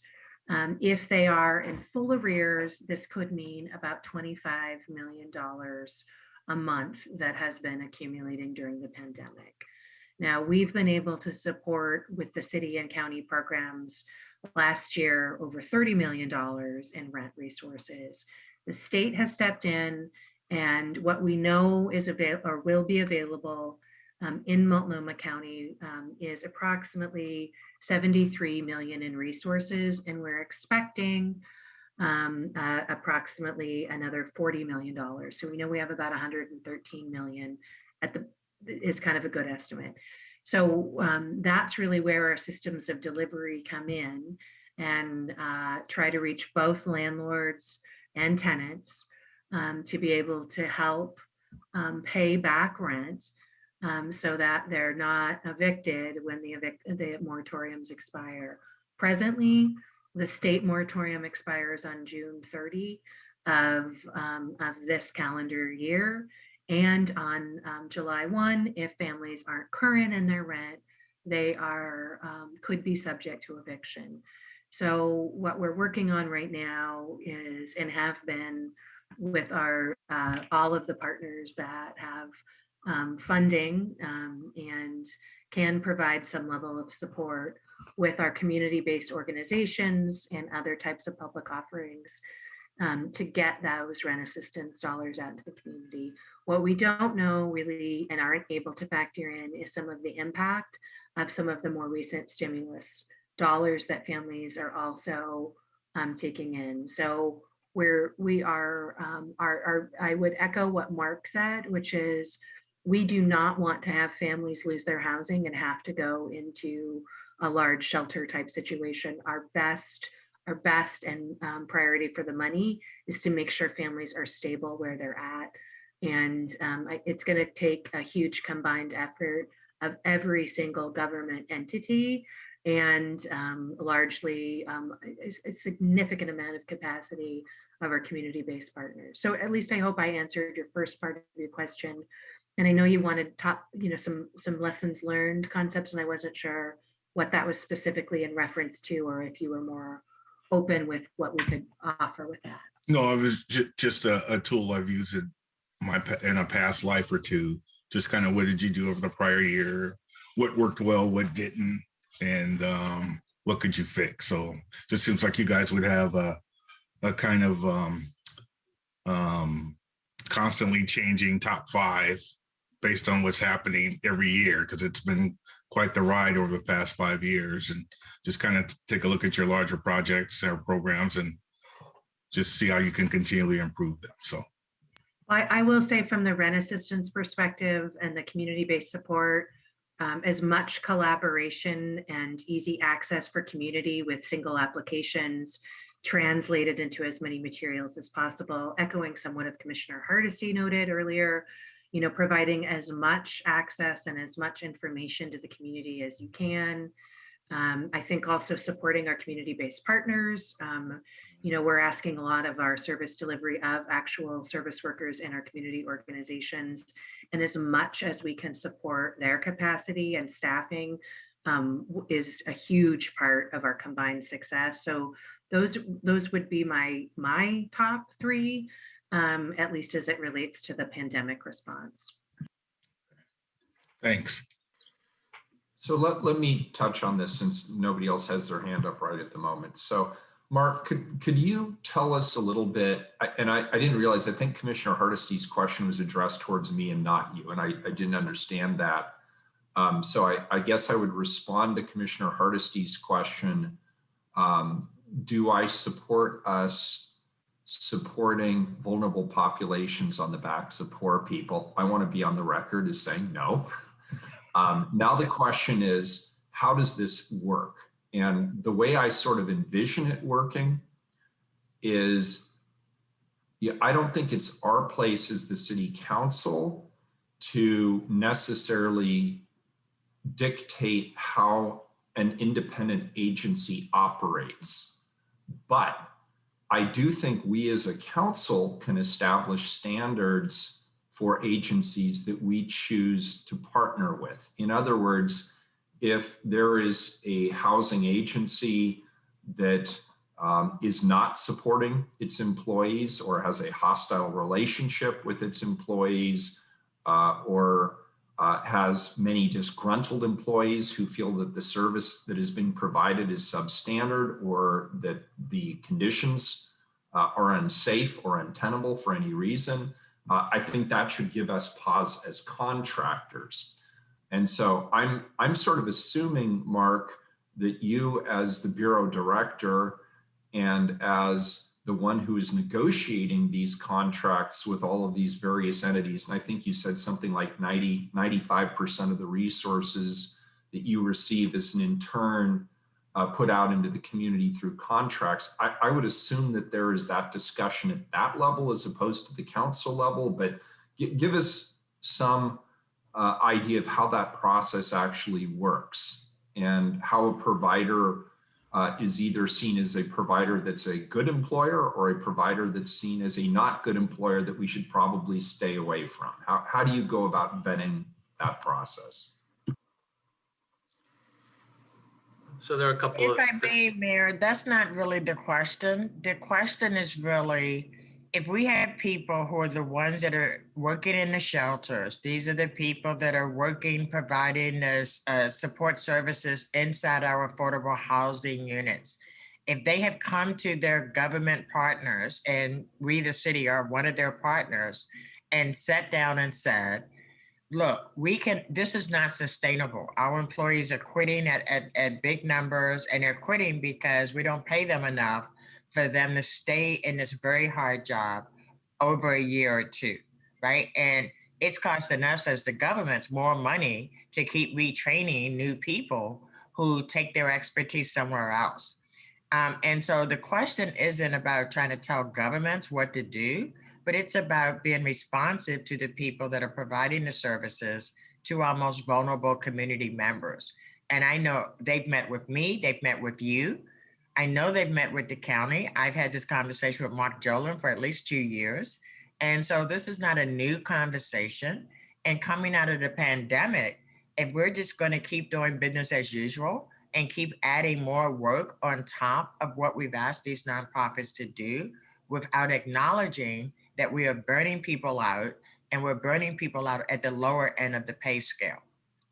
So for me, it's like we put a lot of money into this. So I just want to know that we are investing our dollars in a way that we are valuing those frontline workers. Right. And that's my question to Mark then is, because we have met, and obviously capacity is very concerning. Turnover is an issue that we would obviously want to look at as the joint office partners with any particular organization. But I'm also putting part of this back on the organizations. If they are going to respond to an RFP to contract with the Joint Office of Homeless Services, I would expect that the resources they are demanding from the Joint Office reflect their staffing needs. And That's not the way it works, Mayor. Well, that's why I'm asking the Bureau Director. run a nonprofit, and I know Mark will tell them how much money they have and make them go out and raise the rest of the money to cover what they need in their budget. Well, I'd like to hear it from Mark. Okay, Mark. He's the bureau director. I'm relying on the bureau director to tell us how it's done.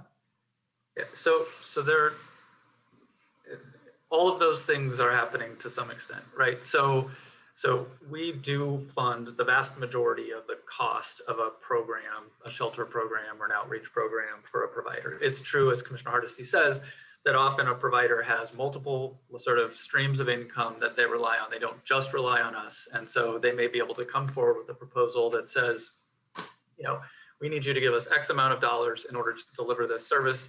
We don't need you to give us everything because we have this foundation funding, we have individual donations that come in, right? We have a range of ways that we pay for the programming. This is what we need from our government partner for this particular service. So that can happen. And it also happens that an individual organization will come to us during the contract negotiation phase of things and say, you know, we can't afford to do the work, the same level of work for the same amount of money you're giving us. We need to pay our workers more, whatever that looks like for them. Some of our providers have unions, some of them don't, but that conversation is a conversation that can and does happen. I think what we've heard, well, let me say one other thing, and that is that the providers aren't all in exactly the same place. So when we look at the range of agencies in the community and what they pay for similar positions, they are not always the same by any means. The organizations have come at their work in different ways, have prioritized different things. And so one of the reasons that study was contemplated in the LIP was to really try to level set kind of what is happening for each of these organizations. And then if we were going to adopt a more across the board response, and that I think is the piece that you've heard from the providers, Mayor, is they're looking for something that is systemic rather than kind of the individual organization by organization negotiation. They are saying, you know, this system requires an investment across the board, whatever that looks like. And so I think that's, you know, that's where we are at this moment. Our office can continue to have those individual negotiations with providers that come to us and say, you know, we can't retain our staff. And then what we end up doing is negotiating, you know, either we find new money, or if we don't have new money to offer, then we just have to understand that we are able to provide, you know, fewer of a particular service, at least in the immediate term, right? Yeah, and that strikes me as an entirely reasonable approach. That's how we do it in our city bureaus as well. So I would encourage that conversation. Yeah, I think we're all in agreement. We don't want to do this on the backs of, you know, one vulnerable population being served on the backs of a different vulnerable population. None of us want to be into that position or certainly be accused of it. So I would lean on you as the bureau director to make sure that that is the case. And if there's a proposal that needs to be brought to the city council as part of the budget process, I would rely on you as the bureau director to bring it forth. Fair enough. Thank you. Thank you. Commissioner Ryan, then Andrea Peluso. Actually, Mayor, let's have Ms. Peluso go, and then I'll wrap it up and transition us to the next segment. Perfect. Thank you. Yeah, I don't know enough to know, but I wonder if in other parts of our contracting, we have certain benchmarks about wage thresholds or, you know, ensuring that we're working with really high road employers generally. And if some of those lessons in other parts of city government could be applied here. I agree that I think it has to be done at a systemic level. There have to be some thresholds set, I think, as the city around kind of its own principles around the kinds of employers that it will agree to enter into contract with. And I know we do that in other areas, and it feels like there needs to be some reforms made here. I think we have a nonprofit sector that has just been exploited and relied upon for too long. I mean, too much of our government services, because it's cheaper, and the question is why, have been outsourced to nonprofits that don't have the same standards for wages or the same level of unionization. And that is a level of exploitation that's gone on in all levels of government for a really long time. And I think it's time to really address that head on. But there's always going to be a nonprofit that will bid lower. So until the city essentially says, we refuse to work with folks who don't meet these wage and benefit thresholds, I don't think you're going to see that change in a really systemic way. And the field really deserves better. Commissioner Ryan, you want to wrap this up? Yeah, I just want to start off by saying I have the pleasure in my role to meet with both Director Dolan and Director Callahan weekly. So it was affirming to hear many of your questions and also very insightful. My point is we didn't get to hear from everybody. So if any of you, even those who ask questions, have additional insights and questions, please send them my way to our office or to Director Dolan and Director Callahan. Just a couple other remarks I wanted to make is I think tomorrow we have an opportunity to go deeper into this topic as we get into zoning of land for where we could put these shelters. That's important. I think that we had a real milestone. I think Director Dolan would agree. Mark Dolan would agree when we decided that we would put out an RFQ for our provider network to provide services to, I would like to call them creative shelters. Don't think bricks and mortar old school, think of anywhere from Safe Park, like was mentioned earlier, to a managed camp that has wonderful services. So we are having to move to a stance with an emergency response where we are providing more services that are mobile. We also have, as we were just discussing, the nuance of the provider network feeling very tapped, very stretched, and we're gonna have to grow that. So the conversation we were just having was really a big factor in how we build that sustainable network. And I'll just say that we all know this, but retention rates are a big deal in terms of efficiency and delivering professional services. And so the dialogue that we've been having the last 20 minutes is necessary. And so we will go further into that over time. And the good news is we're on the shoulders of a sector that wasn't resourced well for decades. And just finally, over the last few years, we're starting to see resources come in. So I also want to take a pause to recognize that. And we have to get it right. That's one reason it might sound really wonky and off kilter, but focusing on getting some really good data systems in place at this time, improving those dramatically. So we really get to know all of our houseless members by name, and we can see and track when someone goes from a shelter to housing. Oops, they didn't keep it up in terms of some of their mental health services, and they just went back to shelter, back onto the streets. It's not going to ever be a linear fluid method. Frida, Christopher, you know this, Frida, from the education world. Everyone wants a straight line, cradle to career, but it's like this. And nothing could be more like that than the housing, houselessness arena. It's messy, everyone. But the good news is I serve with a group of commissioners that are willing to have these top of mind, vulnerable dialogue amongst ourselves. This isn't about looking good. This is about us recognizing what everyone in the community sees, which is the most gripping emergency that's ever faced our city. And Portland has an opportunity to say, watch us get it right. Let's do this. Let's think out of the box. And it's a big week for that momentum. I now have the pleasure of turning the floor over to you, Lucas, who is going to talk about one of the most underappreciated, difficult jobs that anyone does in our city, which is providing hygiene services for our houseless community. It's good to see you, and the floor is yours. Thank you, Commissioner Ryan, and thank you, Mayor Wheeler and the other city commissioners, as well as the community budget advisors. Excuse me. My name is Lucas Hillier, and I manage the city's homelessness and urban camping impact reduction program. I want to thank you for the opportunity to come and talk with you today about our very challenging work. We have heard from Mark and Shannon, who are working on more holistic and upstream solutions to housing and houselessness emergencies in our community. The impact reduction program is focused on the impact that crisis has had on our community spaces. Next slide, please. In 2018, upon entering the office of the Chief Administrative Officer from City Facilities, my team developed a strategic plan with input from our internal customers, service providers, community members via a Home for Everyone Safety Off the Streets work group, individuals experiencing houselessness, and also used data collected from the city auditor, which included feedback from the larger Portland community as part of their audit of our program.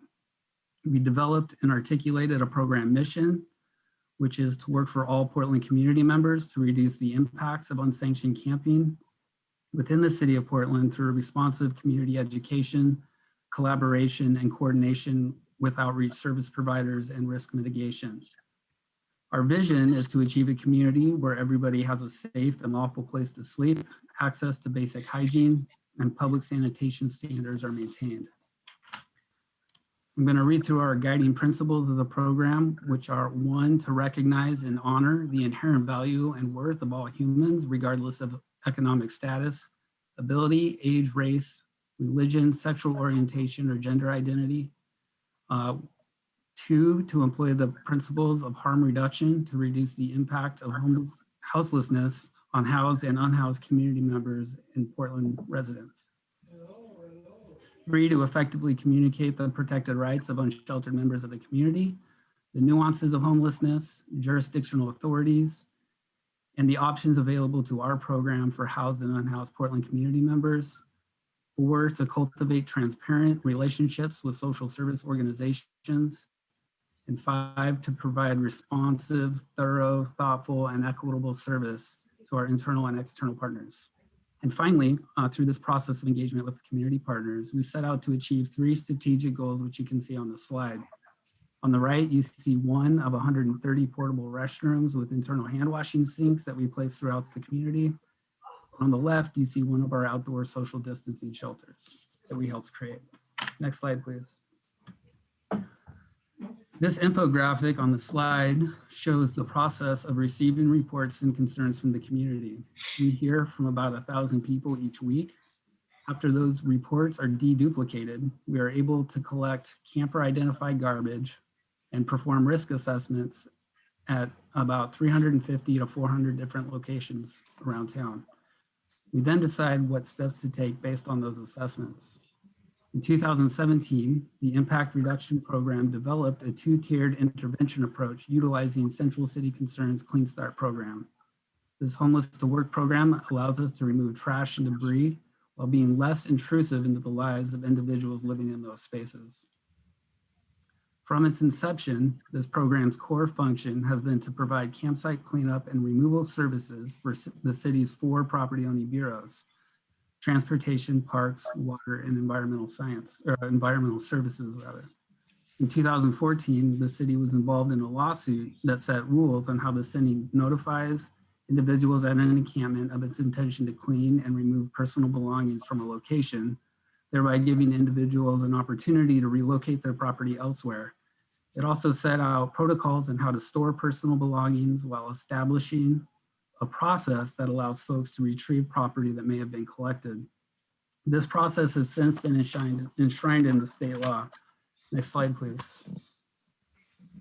We also developed a risk assessment matrix to objectively assess observable conditions at various locations around town. This assessment tells us about the amount of loose litter and debris, the presence of hazardous material or uncapped needles, if any impediments to Americans with Disability Acts,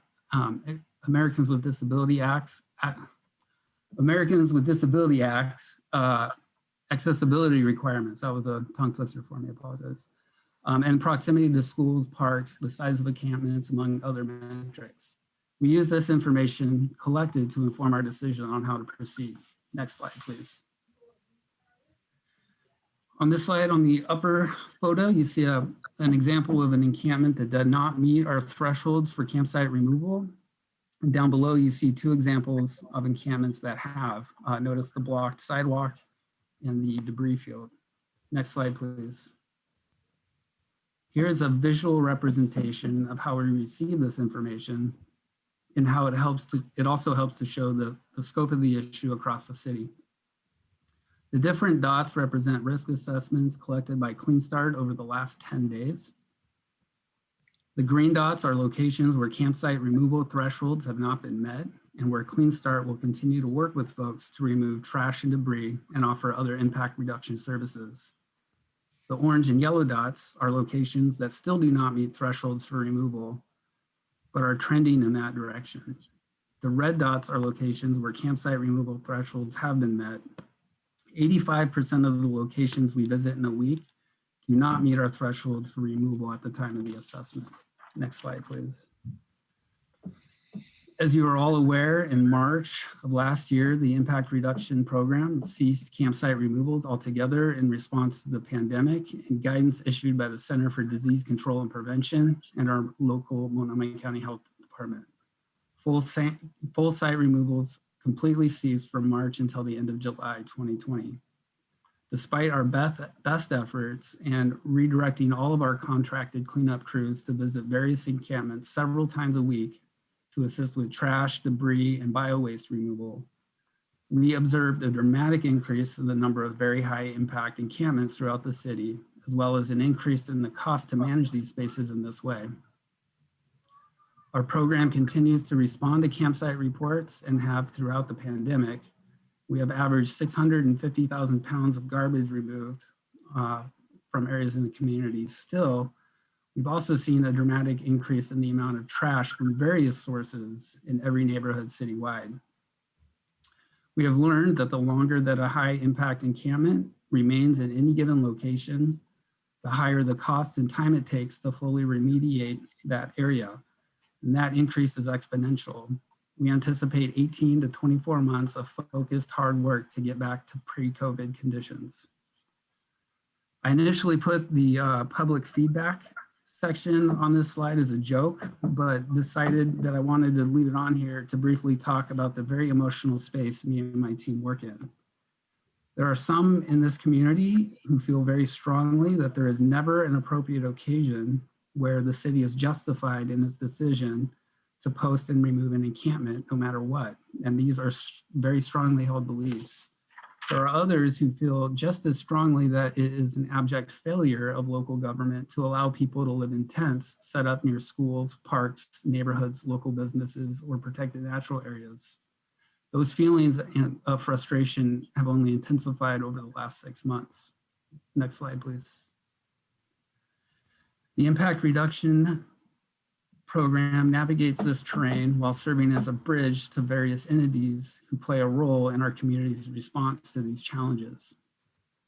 We are not a social service program. Our primary purpose is to manage public spaces that are negatively impacted by the fact that we are experiencing an unprecedented housing crisis in our community, and that there are thousands of people living in spaces that are not designed for human habitation.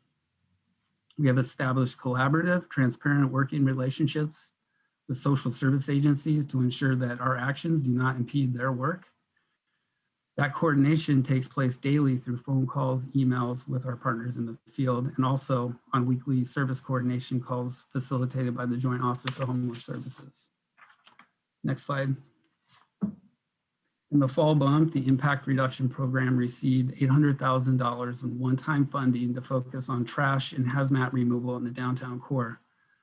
This required an amendment to increase our contract with Central City Concern, which funded 3 Clean Start crews in the operations of the day storage program. This amendment increased our fleet to 8 trucks, 3 Clean Start carts to work in areas outside of the Clean and Safe District in the downtown core, and 1 cargo bike equipped with a pressure washer. Excuse me. With this additional ongoing resource, the plan is to retain and redirect these crews citywide. We will not be adjusting any of our other current vendor contracts. Next slide, please.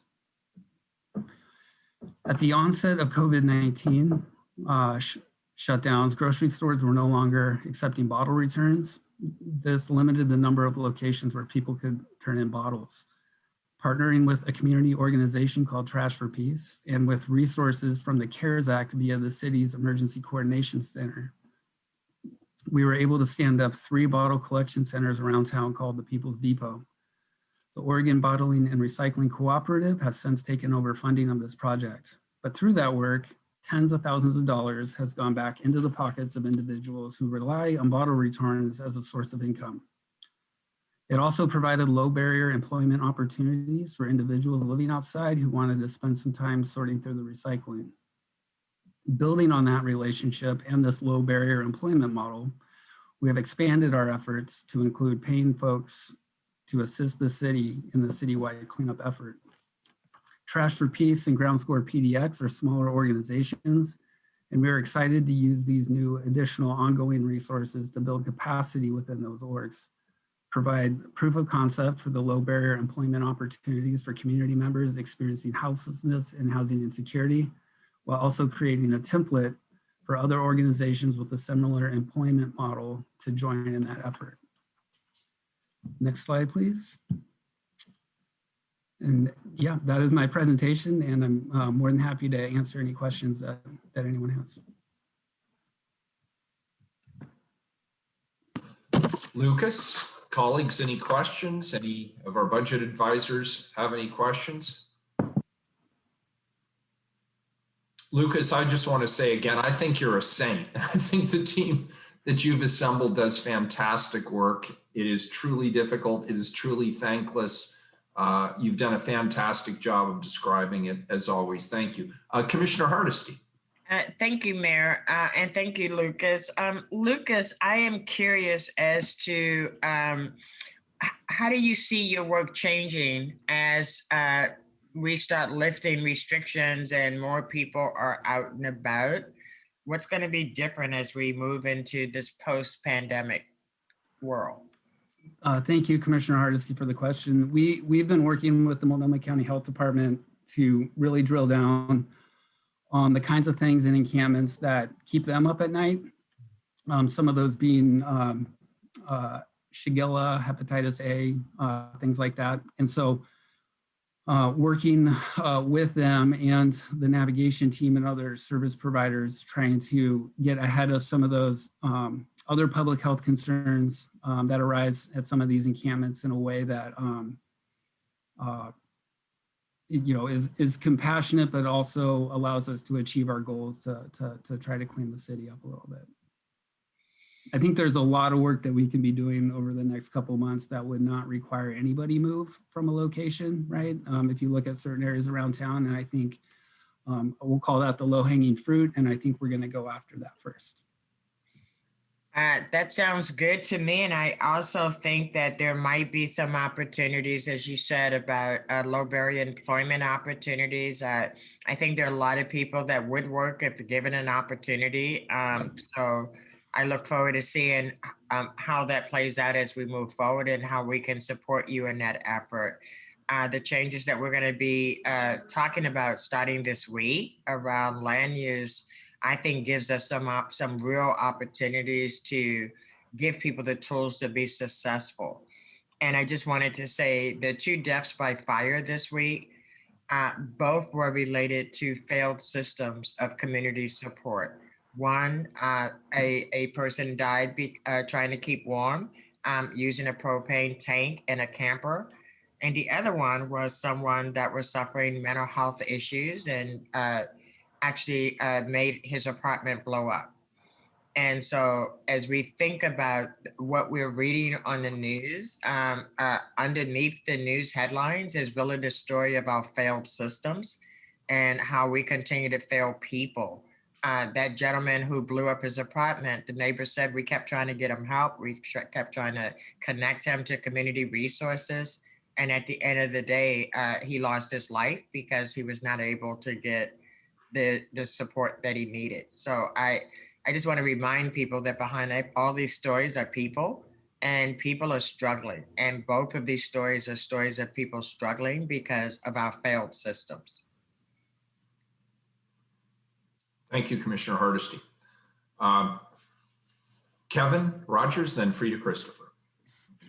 Yeah, just a quick question for Lucas. So how big is your team that's part of the outsource of your work or of your department? Is that the bulk of it? Is most of it outsourced? Or because all those guys aren't city employees that help you at the sites, correct? Correct. Internal staff is a mighty team of 3. And then we manage contracts. One of our vendors has about 40 employees working on this with us, and then the other is roughly 20. So, yeah. Yeah, so that's a lot of work for 60 people. It is. Okay. All right, thanks. I think the story in the Oregonian kind of touched on it. There are other systems that operate within the Tri-County area that deal with solid waste removal that have been operating at half or at quarter capacity for the last year, which has dramatically increased the visibility of trash and accumulated material along the highways, specifically the folks that deal with illegal dumping. So I think as those resources come back online in our region, that'll be the assist, I guess, that our 60 folks need. Okay.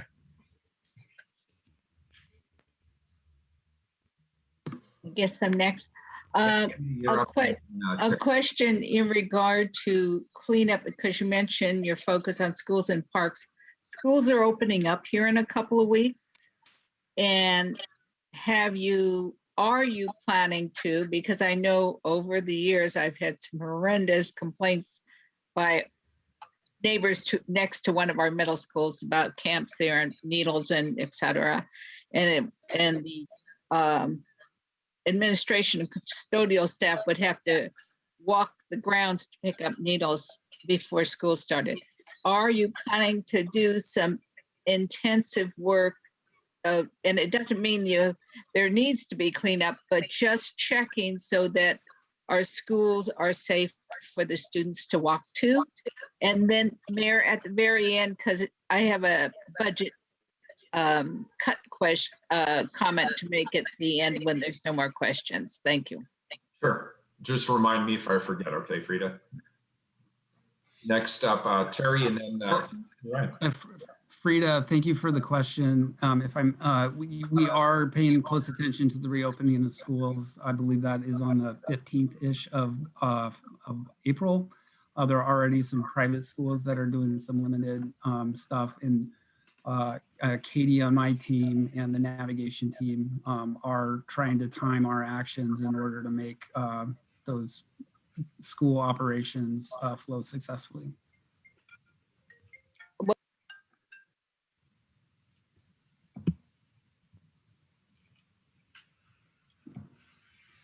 Frida, you're on mute. Sorry. The elementaries are starting the week after spring break, so March 28th to April 1st. So those schools need to be checked first.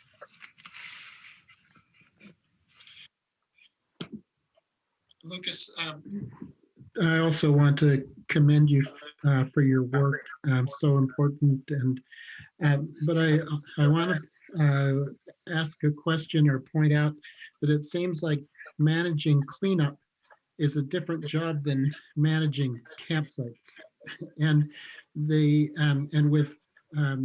given the reality of the situation and perhaps more to come, should there be more actual management of campsites? And I hear what you have said about putting wash stations and things like that out into the community, but it seems like there's an interim step here that's part of this emergency situation that we're in, where people need guidance on how to get along with low water usage, and access to trash bins.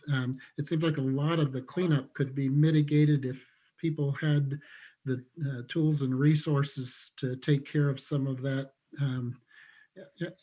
Is that something your program could be doing, or is that a different program?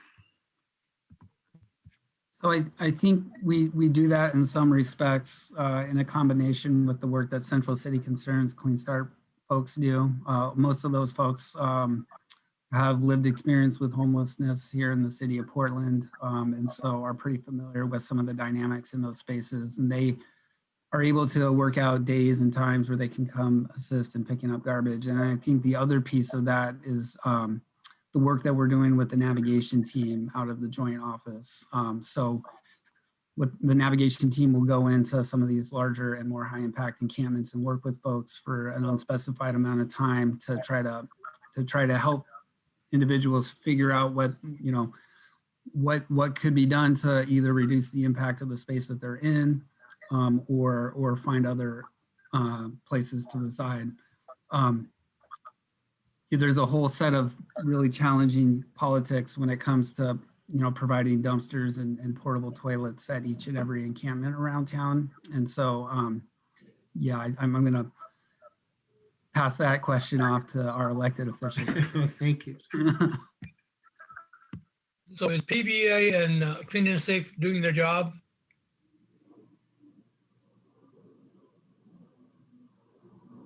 So I have very limited interactions with Clean and Safe and PBA. That's managed outside of my shop. I would say that from what I've observed in the limited interactions that I've had with them, they're working like they have been. So that's a good question for Tom Reinhardt. When we have Director Kennard, we have Tom at one of our future work sessions, I would assume, where Mr. DeZono could ask that question. Tom manages that contract. So the Office of Management and Finance already went last week, but Tom, as our Chief Administrative Officer, is here today as we have gone all. I'm here, Mayor. Oh, you are there, Tom. Thanks. Do you want to answer DeZono's question? Yeah, how you doing, Show? Good to see you. Good to see you. I think this is a longer conversation, but in short, Carmen Merlot, our great Deputy Chief Administrative Officer who works with Lucas and the team, has talked with me several times about closer coordination, and we do have ideas for this entire system. I mean, Lucas put up a graphic on the slide earlier that shows how complex this is. We have sent some options to the mayor's office in the last couple of weeks. So you have put your finger on continuous improvement, I think is what Kevin mentioned earlier. We will do that. We will try to figure out how to put the teams closer together. Thank you. So Show, that was a we owe you more information later answer by Tom Reinhardt, but it's an entirely fair question. It's a good one. Commissioner Ryan.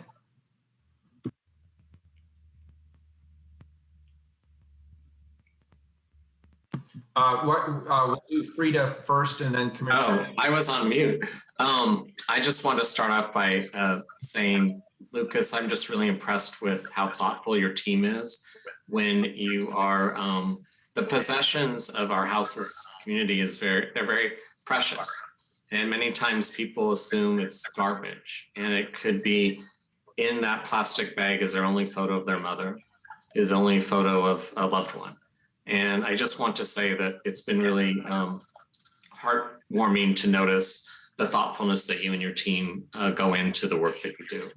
And I don't think a lot of people get to see that. So I wanted to put that out there. I also would like to have us get a data set of currently how many of our houseless participants, residents, clients that are in our safety net, that are in our system, are currently employed with the jobs program around cleanup, and then look at the impact that it's having on them building the resilience so they actually they'll be able to stay in their apartment for the long term. And that's just a baseline because we know that going forward, we need to wildly improve that in terms of the numbers and in terms of the impact that we will get from that service. So I just wanted to put that out while we had a chance. Thanks. Thank you, Frida. I guess I can ask my question. I assumed we'd have some time to talk about budget ads and takeaways, I guess you'd call them. But since we haven't, I want to get on the record. I'd be reticent if I didn't ask co-chair of Housing for East Portland Action Plan. but there's a cut to our East Portland grants program by the Housing Bureau that the CBO has recommended of $114,200. This comes out of a total that was committed, I think about 2 budgets ago, of $600,000 to bring a position in, which they recommended to keep, and who's doing a great job. The focus was displacement in East Portland. Displacement hasn't stopped. It's getting worse. Gentrification's going on. The original budget several years ago was $1.5 million for a rental program. And then because that didn't get off the ground, they cut that out totally. It was all redirected. And then they came up with this a couple of years ago.